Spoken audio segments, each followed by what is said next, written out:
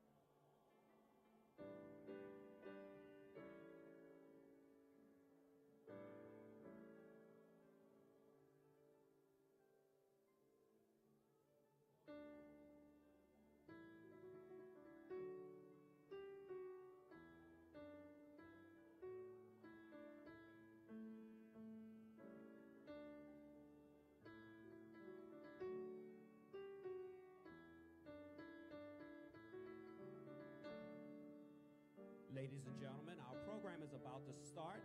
Please keep all aisles clear at this time. Guests, students, please keep the aisles clear at this time. Thank you.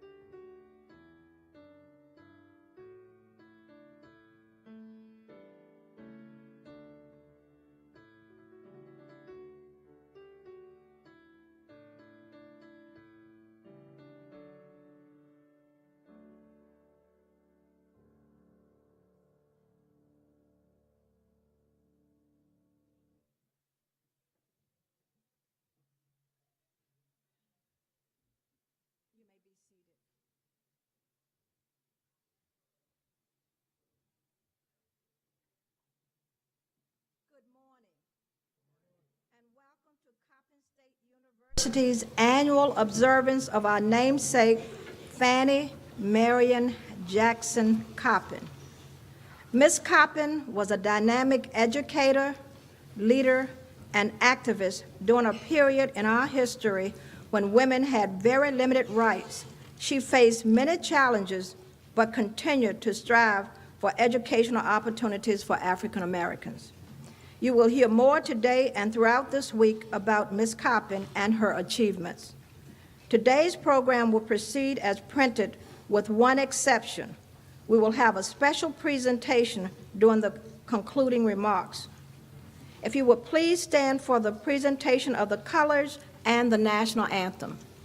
Thank you.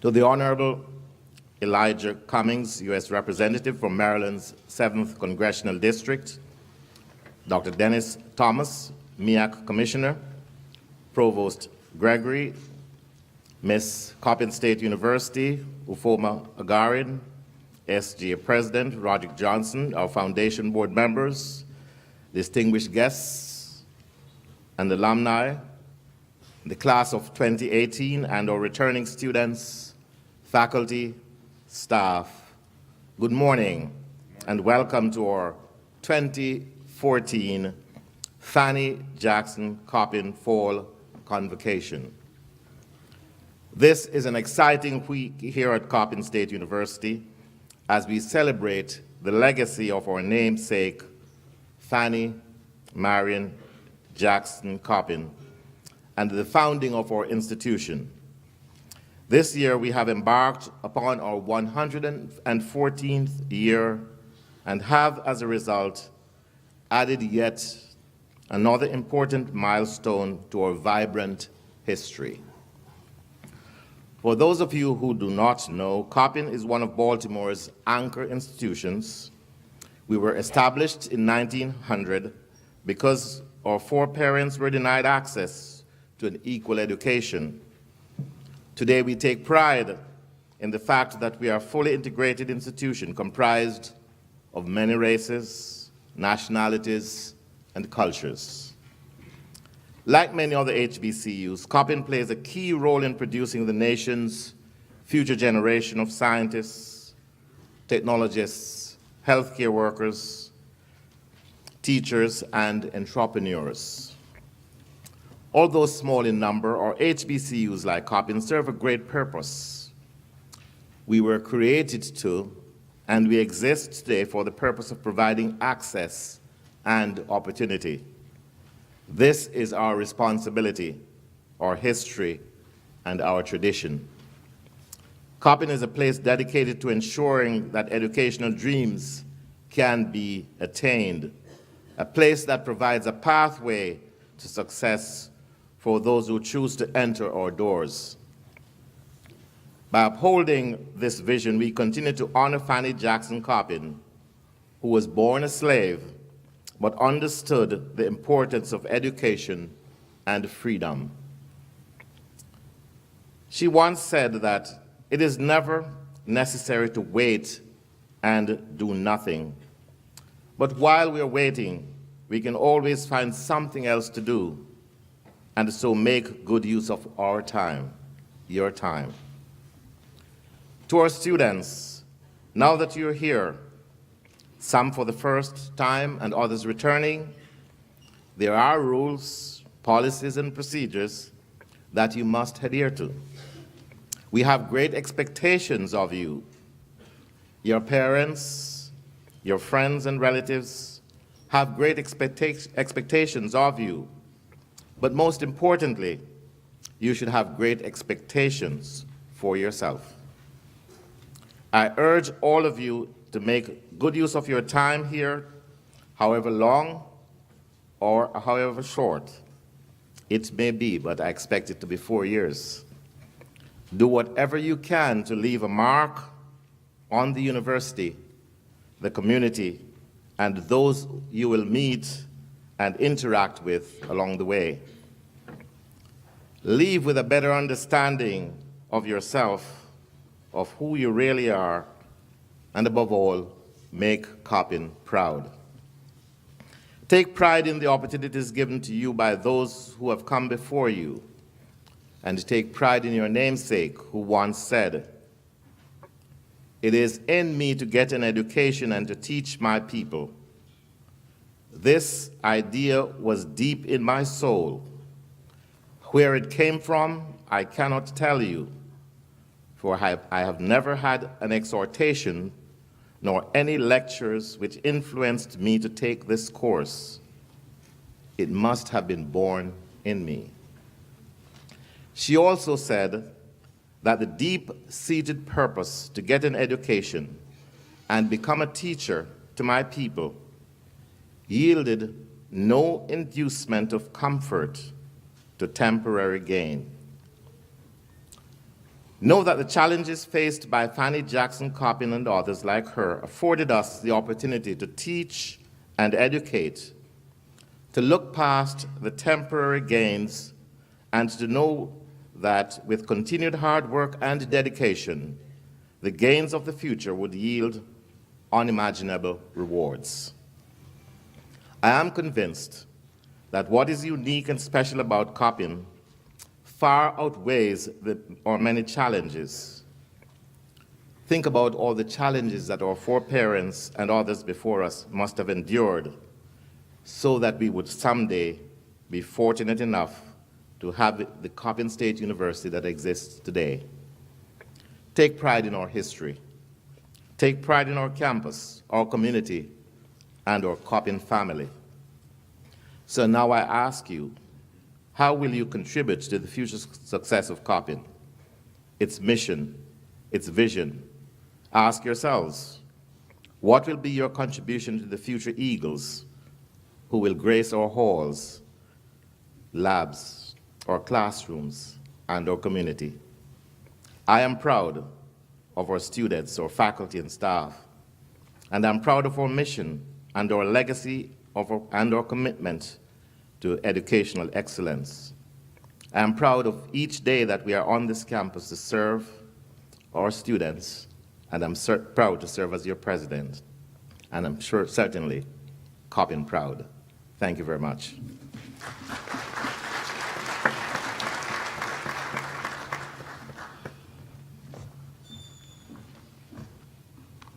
Good morning. Good morning.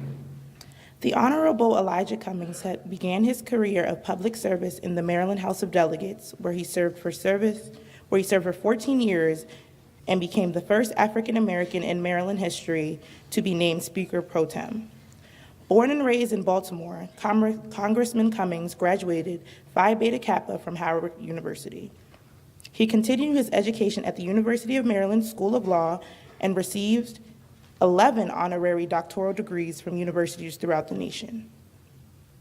Since 1996, Congressman Cummings has proudly represented Maryland's 7th Congressional District in the U.S. House of Representatives.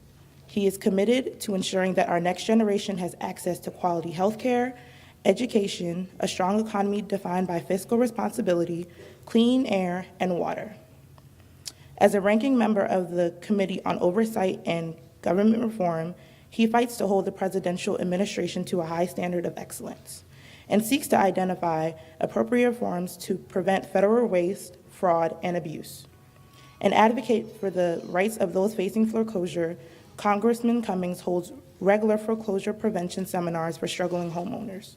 And he began the 112th Congress by requesting an investigation into the causes and solutions of the foreclosure crisis. These are only a few examples of his dedication to uplifting and empowering the people who he is sworn to represent. A detailed record of Congressman's accomplishments, appointments, and steadfast service is found in your program. Please join me in welcoming the Honorable Elijah Cummings.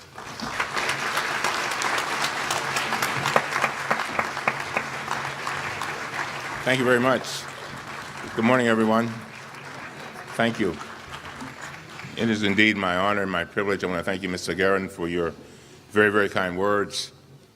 And I want to thank all of you for being here, to President Newfield, to Provost Gregory, certainly to Commissioner Dennis Thomas, and to the Coppin family, the faculty, and everybody from the janitor to the president. I say good morning.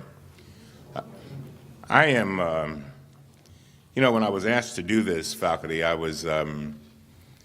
had to think about it a lot, because you get to a point in your life where you begin to bury people younger than you. And on every occasion, Dr. Newville, that I attend one of these funerals of somebody younger than me, who grew up with me, I'm reminded that I'm on a slow path to my death. I get it. black men in America, we don't live much past 70. Certainly I hope to do that. And so I take these moments, every moment like this, very seriously. And I always want to leave an impact, faculty. I want to leave a message so that, as I say, our children are the living messages that we send to a future we will never see. And I want to make sure that whatever I say has a lasting impact so that 50 years from now, somebody will be able to remember something I said. It is my belief that we come upon this earth to make a difference. We do not come here simply to occupy space and take up time. We did not come here simply to sit on a couch on Thursday night and watch Scandal. We came here for more than that. And while that may sound funny, it is very, very serious. Right now, we face a crisis in our country where we are addressing something called Ebola. And I'm so glad that my life has led me to a point where I can pick up a phone and call the head of the CDC, the head of the health department for the entire country, even the President of the United States, and try to shape policy. I am tired of our people standing on the sidelines of life, waiting for somebody to lead us across.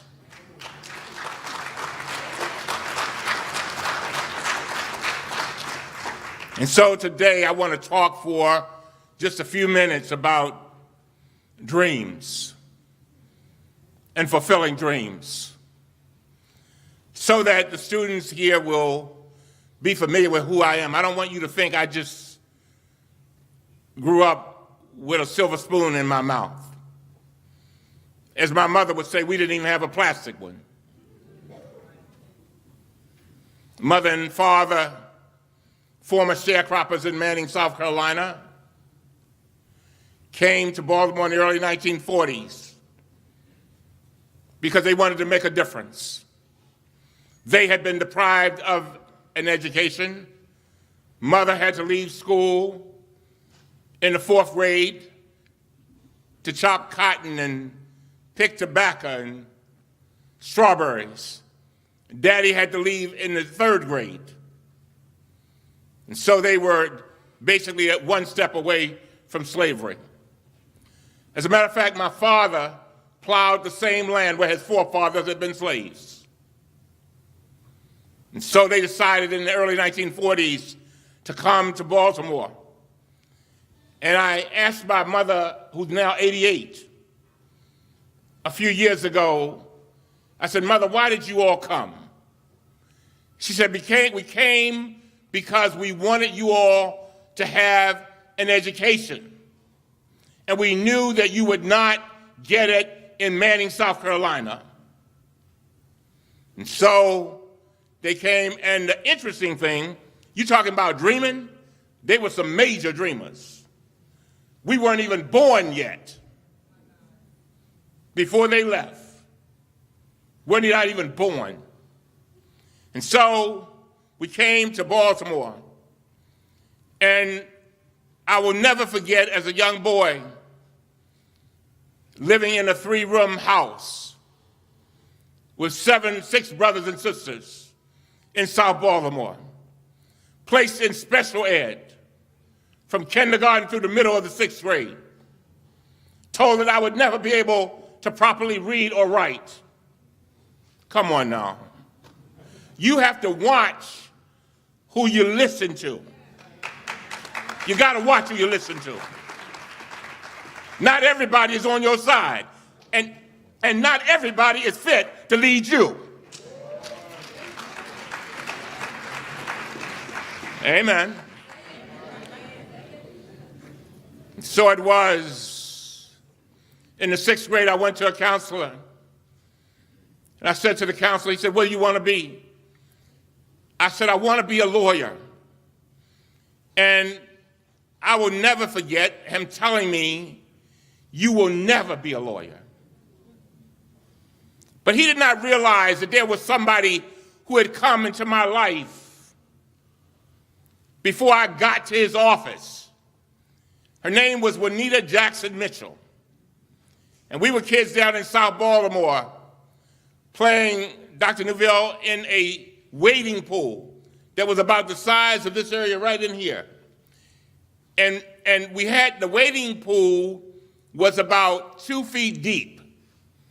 And because there were so many children in our neighborhood, we had to take turns to get into the wading pool. And I'll never forget, one day, Miss Mitchell, who was a lawyer, came down in South Baltimore and she said, I can take you to a pool that is an Olympic-sized pool. You won't have to wait, and the water won't be so hot. Why don't you come with me? And of course, I was just 11 years old. She didn't tell me that it was segregated. So for 7 days and 7 nights, 7 days, we marched to the pool. Every day we'd get a little bit further and people would come and stone us and beat us. But we were just little kids trying to get to a pool, trying to get some cool water on our bodies. And finally, on the 7th day, we integrated the pool. We integrated the pool. So, and a lot of people don't realize what that did for us. Here I was, a little boy in South Baltimore in a school that had 9 rooms, while a half a mile away, about 100 yards away was another school, a white school, with about 50 rooms in it, auditorium, gymnasium, playground, everything. We had none of that in my school. But what Miss Mitchell taught me is that I had rights, and that I could be somebody, and somebody would have to respect my rights, and that I could dream a big dream. I'm tired of our people dreaming little dreams. Dreaming little dreams. Getting caught up, as my mother would say, big can't get you, small's got you. And so, when I went to the counselor, told him I wanted to be a lawyer, he said, you'd never be a lawyer. And I was hurt. But I went home to a mother who may not have had a PhD in education or a PhD in psychiatry. But girlfriend had a PhD in common sense and the Lord, as she would say. And my mother said, and I told my mother what the counselor said, and she never missed a beat. She said, you know, son, there are a lot of educated fools. She said, don't ever let anybody tell you what you can't be. All you got to do is believe in the Lord. And she said 2 words, claim it. And ever since then, I've been claiming it. But let me tell you something, and I want students to hear this. My counselor said something to me, and by the way, my counselor looked just like me. I don't want y'all to be confused. My counselor told me, he said some words to me that have challenged me every single day of my life. Emerson said, you may not remember what somebody did. You may not remember what they said, but you remember how it made you feel. And I can remember to this moment, it is now 50-something years later, I feel the same feeling that I felt when he said these few words to me. He said, who do you think you are? Who do you think you are to think that a little boy, 6 brothers and sisters, mama and daddy, no formal education amount? Who do you think you are to even think that you can think that you can think about being a lawyer. And my mother said, I'll never forget, I told her what it is. She said, you're going to have to spend the rest of your life proving them wrong. That's it. He says, oh, God. She said, sometimes, this just hit me. Sometimes you got to take a negative and turn it into a positive. You got to take a negative and turn it into a positive. Young people, you're always going to have a lot of haters. If you do well, you will have haters. But you got to take a negative and turn it into a positive. So, next thing I know, I go to the white school, junior high school. Graduated top of my class, went to City College. Graduated top of my class, went to Howard. When I got to Howard, I loved me some HBCUs. My wife is a graduate of Prairie View. I'm a graduate of Howard. My daughter is a graduate of Howard. My other daughter is at Howard now. I'm on the board of Morgan.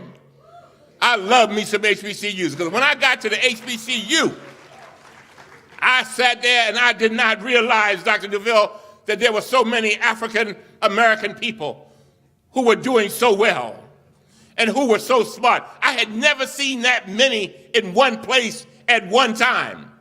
And so as I don't leave anybody out, there were a lot of white ones too. They were tough and they were caring. And so I came through Howard. Howard changed the trajectory of my destiny. Yes, it did. Tweet that. Changed the trajectory of my destiny. Next thing you know, in my senior year, I got a knock on the door. Faculty, you can appreciate this. Got a knock on the door at 3 o'clock in the morning, my boys. Elijah, you made it. I said, made what? He said, man, you made Phi Beta Kappa. I said, I didn't pledge for those fraternity. I did not even know what Phi Beta Kappa was. And so, the next few words, the reason why I'm telling you all of this is so you can put into context the next few moments of this speech, and then I'm finished. By the way, my first client, after I got out of law school, was my counselor.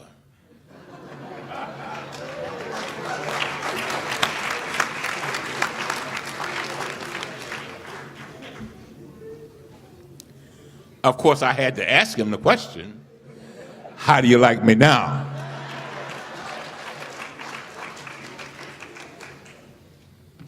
Dreams. Emerson, one of my favorite folks that I read a lot about, says something that I think about every day. When the birds begin to sing in the morning, I think about what Emerson said. And it was one of Mandela's favorite quotes. He said, do not be pushed around by your fears and your problems. Be guided by your hopes and your dreams. Oh, he said something. So often we get caught up in our problems and we become so fearful that we do nothing. Or we get caught up in small things. I'm a big fan of Beyonce. And I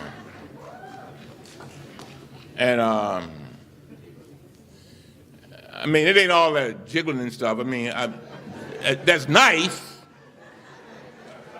but you need to listen to the words of some of her songs. Because in one of those songs, she says, don't make a big thing out of a little thing. And then there's another one of her songs where she says, you know, you can look and you can, it's the one that's about Pretty Hurts. Come on now, don't act like y'all don't know what I'm talking about. But she says something in that song that I think about all the time. She says, it's the soul that needs the surgery. Dreams. What happens so often to dreamers is that they become distracted. And one of the major distractions of dreamers are people that they think love them. Come on, I'm going to step on your shoes now. We waste so much time messing with people who do not mean us well. I'm sorry. I know you didn't expect to hear this. Who don't mean us well. And so the next thing you know, you think somebody loves you, but they're doing everything in their power to stop you from fulfilling your dream, and you get distracted. I have a niece that had a full scholarship to Howard. Full scholarship. Full scholarship. Computers, everything. Girlfriend got caught up with this little knucklehead. Full scholarship. Room and board. Books. Girlfriend. I want you to listen to what I'm saying. Girlfriend. Listen to brother knucklehead.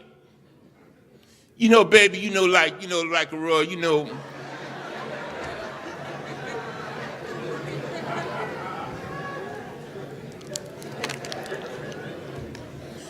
a royal, you understand? Now, I know you over there, Howard, you understand? But you need to be coming back here, every weekend, because I'm your boy. And, we got to, we got to be busy. And girlfriend lost her scholarship in a record amount of time in the first year. Girlfriend had a GPA below a footprint.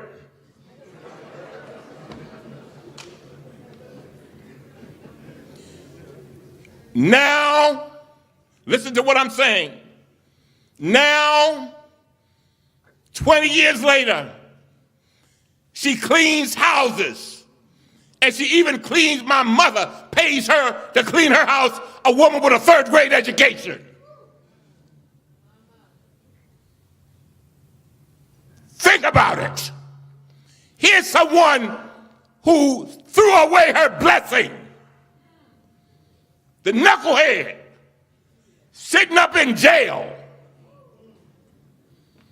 And here she is cleaning my mother's house, who has a third grade education. And my mother pays well.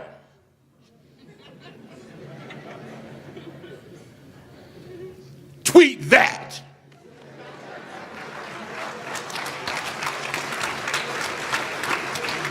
Dreamers become distracted because of people. Watch who you hang with. Watch who you love. Dreamers become distracted for other reasons. The great theologian Schumer at the Crystal Cathedral says something that I love so much. He says, the biggest fear I have is not going to hell. I got on the edge of my seat. I said, I want to hear this. He said, the biggest fear I have is going to heaven. I said, oh. Going to heaven, and my big fear is that God will lead me into a 9-by-5 room. And he'll say, sure? And he'll show me all these pictures, panoramic view all around the room. And he said, yeah. He said, yeah, I did that, Lord. I raised my family. Yeah, I built the Crystal Cathedral. Yeah, I educated all them kids. I did that. I gave to charity. And then he said his fear is that he'll take him into an Olympic-sized stadium. And he'll show him all these pictures. And he said, well, Lord, I didn't do that. And I didn't do that. I sure enough didn't do that. He said, I know you didn't. He said, I had it all laid out for you. And you were supposed to do that. But because your fear was so high, and your expectations were so low, you never got to achieve one part, a portion of what I had laid out for you. To the students of Coppin, your steps have been ordered. The question is, whether you will step out there and do the right thing and be the best that you can be. And footnote on that, scandal ain't gonna get you there. Kerry Washington, when you flunking out of school, girlfriend is gonna be rich.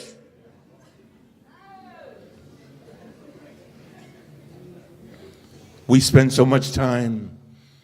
I gave a speech just before President Obama's second election, where I said to the students at Howard University, I said, I'm tired of you all being caught up, and the president is, of course, a very close friend of mine. I said, but I'm tired of you getting caught up in other people's lives. You sit back watching everybody else's life. I said, whether the president wins or loses, he's gonna be rich. Them two girls, they're gonna be rich. And y'all gonna be still sitting on the sidelines of life talking about what you saw. And so distractions, we can get distracted. And so I beg you to stay focused. But there's something else I beg you to do. Have high expectations. We have such low expectations. I'm so glad that my mama had high expectations of me. She had some high expectations. She knew that her children could be great. And so my mother, she watches MSNBC, and she knows more about President Obama than I do. And she's 88 years old. And I asked her one day, I said, Mother, you know, it's interesting that you never, all my achievements, I've never heard you say congratulations. What's up with that? I said, I've never heard you say the word congratulations. She said, because it's not about you. She said, it's so much bigger than you. She said, I raised my children so that they might be blessed, so that they can go out there and bless others.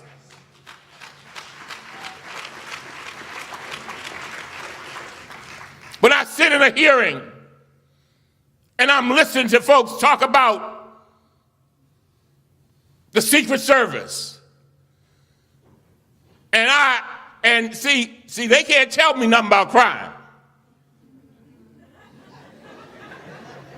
I live in the inner city. I don't live that far from here. At North and Madison, 33 years. Been robbed at gunpoint. House broken in 5 times. Car broken in, I can't even count. So I've become an expert on security.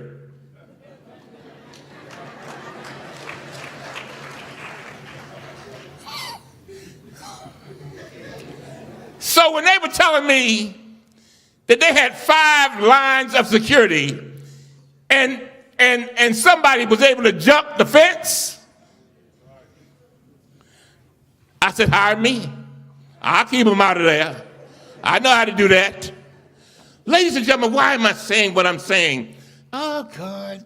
I got to end on this because my time is gone.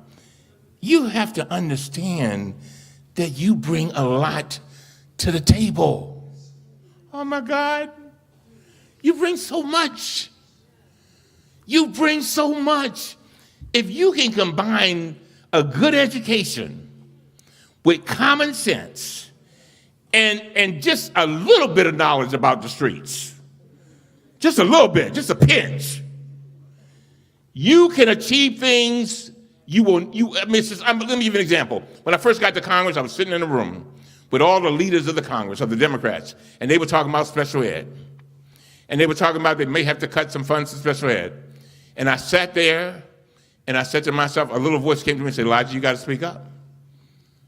I said, not me. I ain't speaking up. I've seen all these people. I just got into Congress. I've seen all these people on television. These are famous people. Listen to what I said to myself. I said, there's nothing that I can say that is going to impress them. Anybody ever been there? Come on, don't act like I'm by myself. It's nothing that I can say that can impress them. After all, I grew up in the city. They don't want to hear what I got to say. And so then a little voice said, you got something to say. I've been preparing you all your life for this. I said, I kept quiet. Then at a certain point, this voice came to me, and I think it was God. I think it was just hollering in my ear. He said, get up and say something. I got up, but before I got up, he said this. He said, don't you realize you're the expert on special ed? None of these people ever sat in a special ed class. You are the expert. And I got up and I began to talk about special ed and how important it was to me and what it meant to me. The next thing you know, everybody was sitting in the room, half of them were crying. And the next thing you know, they reversed what they were going to do. Why am I saying that to you? Oh God, just tweet this. Out of your pain, come your passion to do your purpose. Tweet that. Pain, passion, purpose. Out of the pain. A lot of reasons why the faculty members are here at Coppin.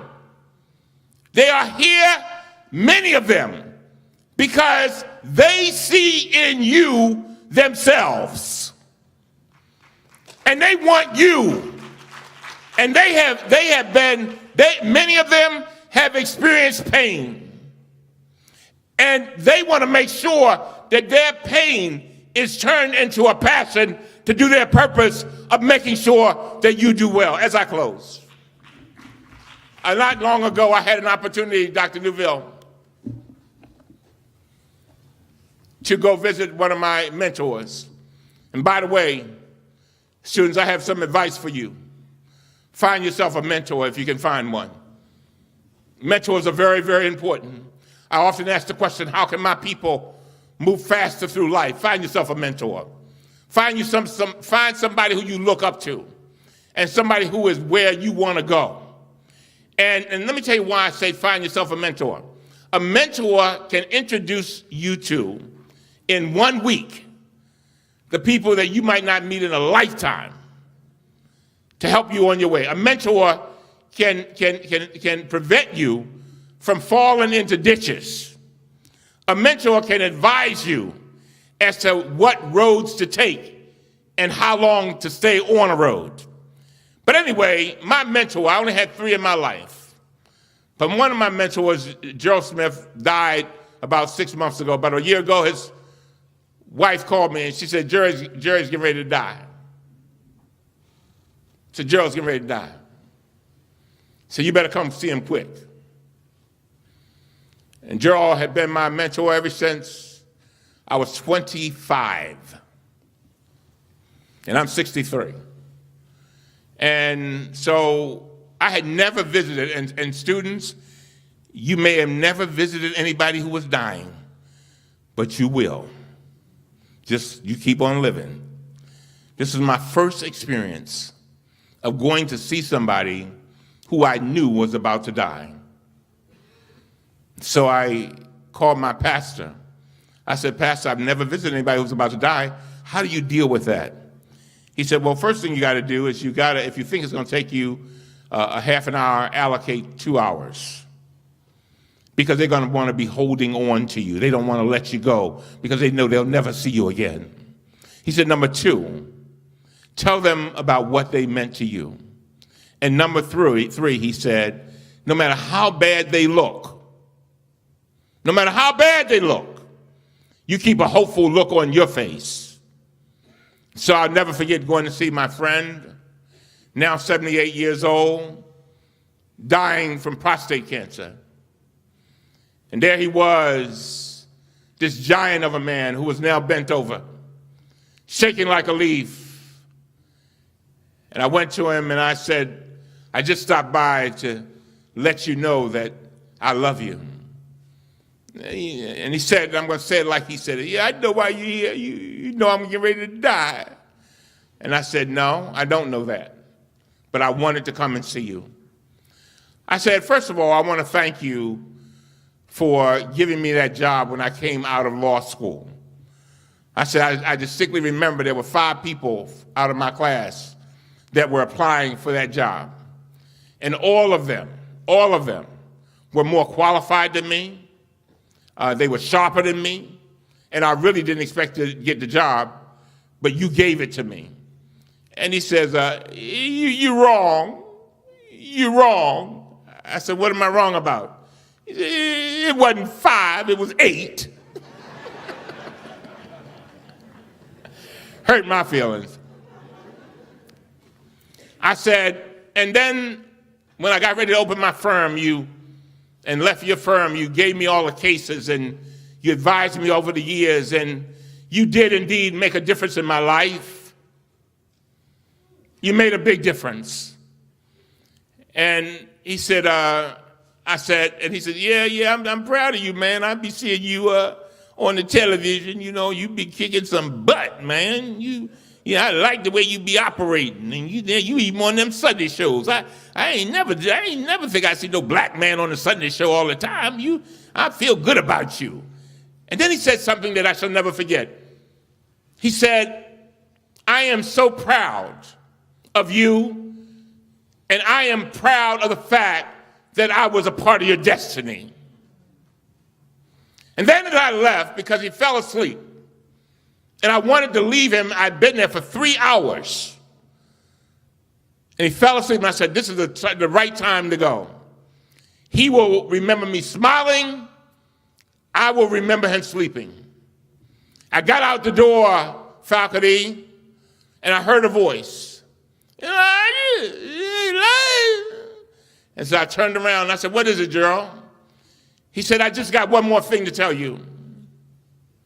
I got one more thing. He said, no, I got 2 things.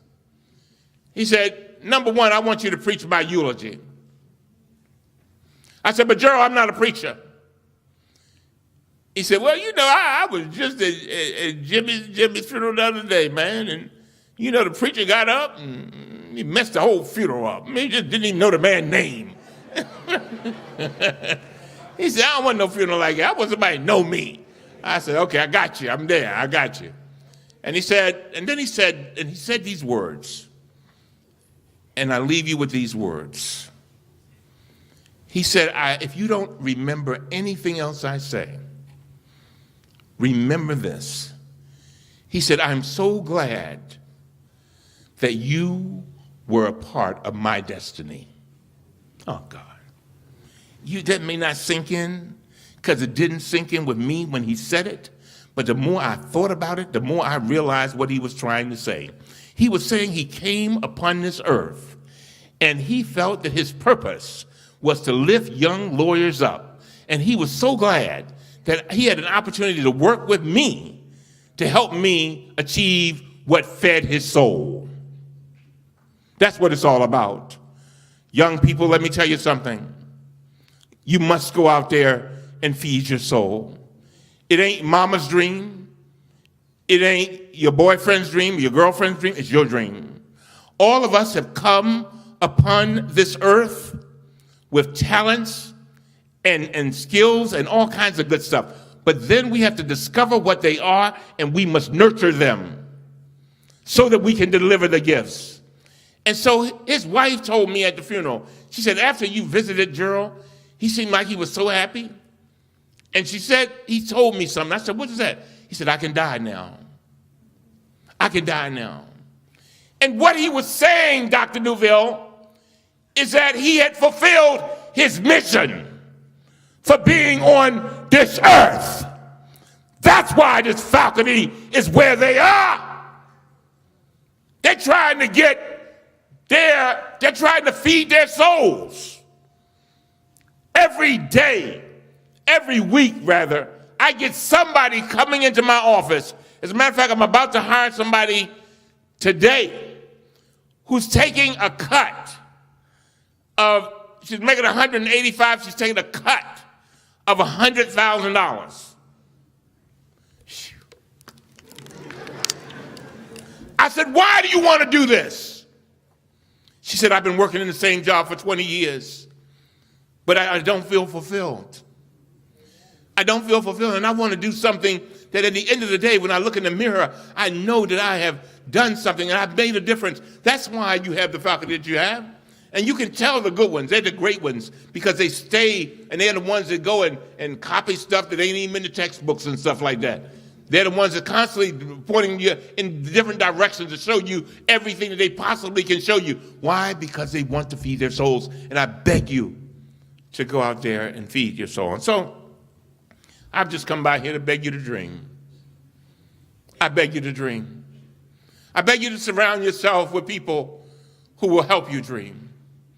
I beg you to not be distracted by the little things. I beg you to make sure that you go out there and dream dreams. Oh, God. Dream dreams that will help other people. And when you dream dreams that will help other people, I promise you, and if you're feeding your soul, I promise you, you'll be successful. And so, to Coppin and to the Eagles, I want to thank you for being who you are. I will not live to see many of you achieve the great things that you will achieve. But I just wanted to make sure that I stopped by here in my lifetime to say to you that you are indeed the living messages I send to a future I will never see. May God bless.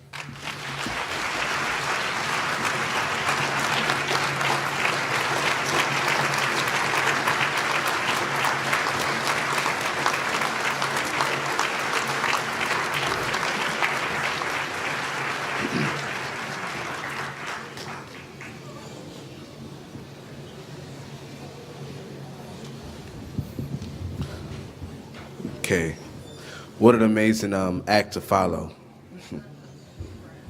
Right, big shoes to fill. Okay, teacher, principal, lecturer, missionary to Africa, warrior against the most cruel oppression. Fanny Jackson Coppin conquered overwhelming obstacles and became the beacon by which future generations will set their courses. She wrote, "It was in me to get an education to teach my people." In a letter to Frederick Douglass, she wrote, "It is my desire to see my race lifted out of the mine of ignorance, weakness, and degradation." Today, Coppin State University recognizes a man who demonstrates the tenacity of Fanny Jackson Coppin, whose leadership is an inspiration to many, the Honorable Congressman Elijah Cummings. You have demonstrated extraordinary leadership and strong commitment to the citizens of Maryland. And because of your achievements and outstanding efforts and instilling the values of Fanny Jackson Coppin, we present to you this beautiful eagle. Come on, get this eagle. Thank you for your compassion and spirit and your dreams.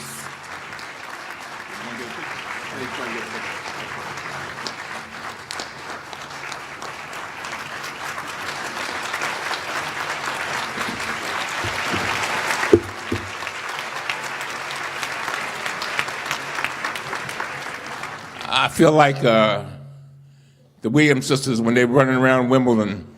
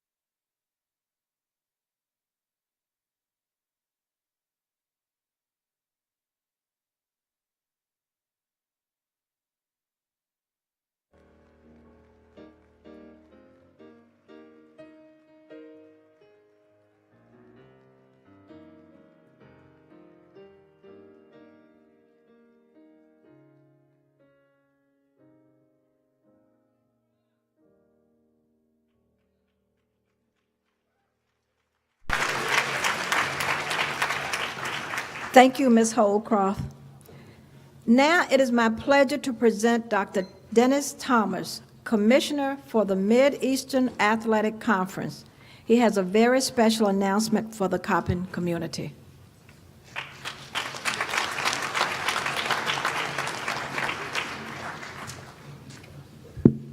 Good morning, everyone. President Newville, the Honorable Elijah Cummings, Dr. Gregory, other members of the dais, students, faculty, staff, I bring you greetings from the Mid-Eastern Athletic Conference, the MEAC, from 13 truly outstanding institutions. It gives me great pleasure today to present our highest honor that can be bestowed upon a female student athlete. And guess what? Right here at Coppin State University.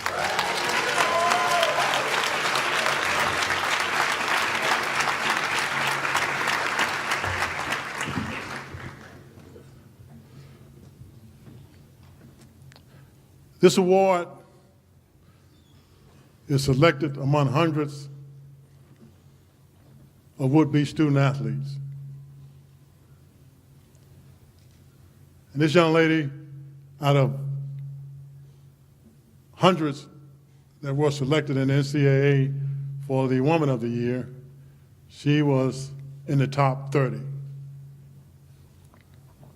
At this time, I would like to present the Mid-Eastern Athletic Conference Woman of the Year, Christina Epps.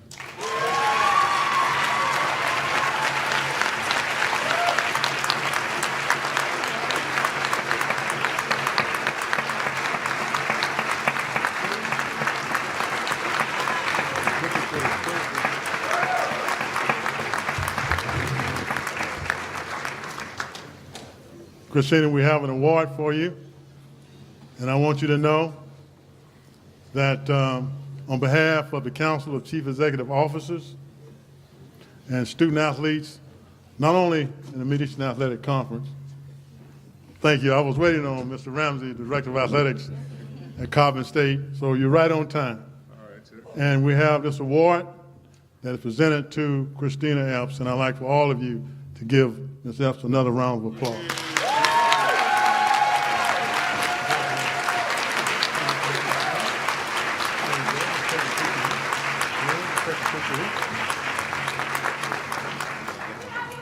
Absolutely.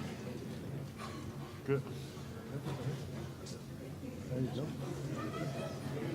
Okay.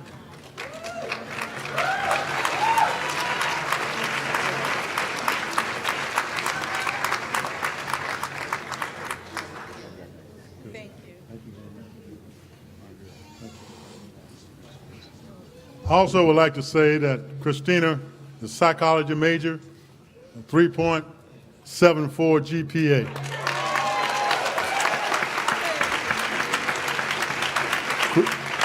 Christina has a lot of ways that you can be successful: hard work, competence, determination. Right. One of the most determining factors of one's success are your habits. So maintain your good habits. It'll take you a long way. Thank you.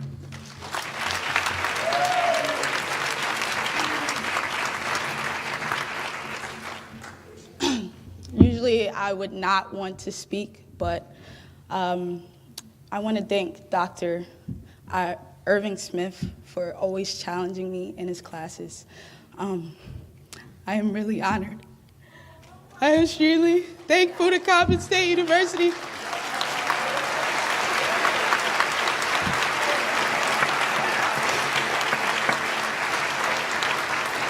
I'm thankful because you guys have nurtured my potential. I came in as a freshman, and Coach Shields struggled with me often, but she nurtured me daily. right. And she helped me fulfill a dream. That's right. Change the trajectory. She helped me fulfill a dream. So I thank you.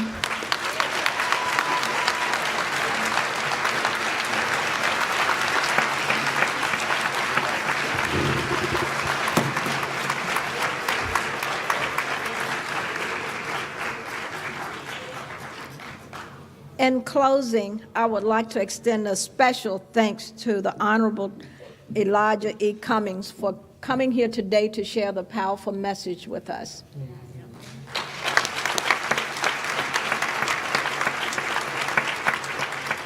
I would also like to thank you for all of your individual and collective efforts to serve our students and to serving Coppin State University.